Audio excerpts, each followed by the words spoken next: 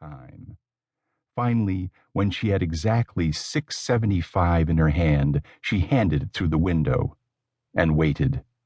It didn't take long, 3 seconds tops, before the driver popped out his door and glared at her over the roof of his cab. "Hey, where is tip?" He pronounced it teep.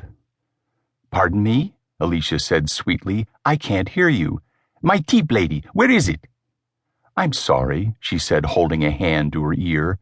"Your lips appear to be moving, but I can't hear a word you're saying. Something about my slip?" "My tip, goddammit, my tip, my fucking tip." "Did I enjoy my trip?" she said, then let her voice go icy. "On a scale of 1 to 10, I enjoyed it 0, exactly the amount of your tip." He made a move to come around the cab, probably figuring he could intimidate this slight pale woman with the fine features and the glossy black hair, but Alicia held her ground. He gave her a venomous look and slipped back into his seat. As she turned away, she heard the cabbie shout an inarticulate curse, slam his door, and burn rubber as he tore off. "We're even," she thought, her anger fading. But what an awful way to start a beautiful fall day. She put it behind her. She'd been looking forward to this meeting with Leo Weinstein, and she wasn't going to let some crazy cabbie upset her. At last she'd found an attorney who wasn't afraid to tackle a big law firm.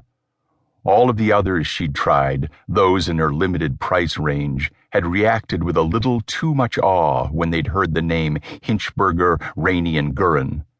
Not Weinstein. Hadn't fazed him in the least. He'd read through the will, and within a day came up with 6 suggestions he seemed to believe would put the big boys on the defensive.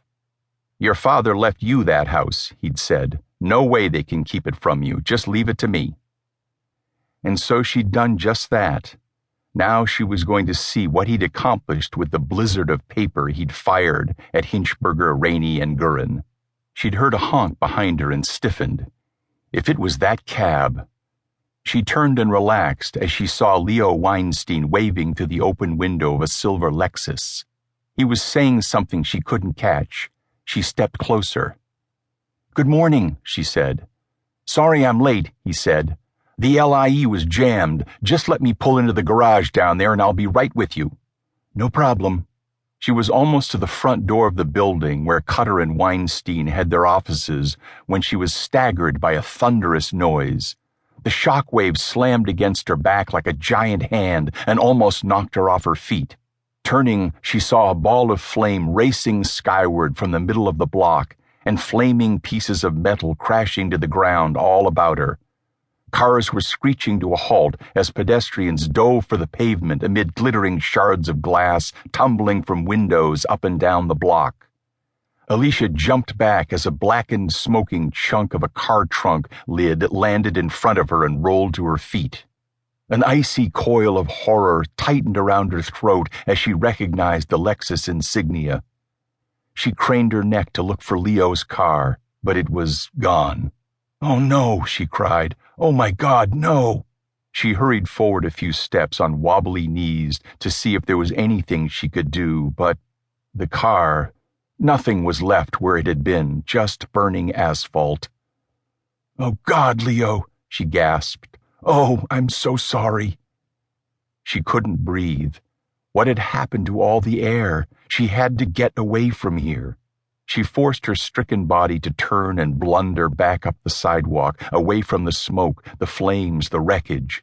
She stopped when she reached Madison Avenue. She leaned against a traffic light post and gulped air. When she'd caught her breath, she looked back. Already the vultures were gathering, streaming toward the flames, wondering what had happened. And not too far away, sirens. She couldn't stay here. She couldn't help Weinstein, and she didn't want to be listed as a witness. The police might get it into their heads that she was hiding something, and they might start looking into her background, her family. She couldn't allow that. Couldn't stand it. Alicia didn't look for a taxi. The thought of being confined was unbearable. She needed space, light, air. She turned downtown. Poor Leo. She sobbed as she started walking, moving as fast as her low-heeled shoes.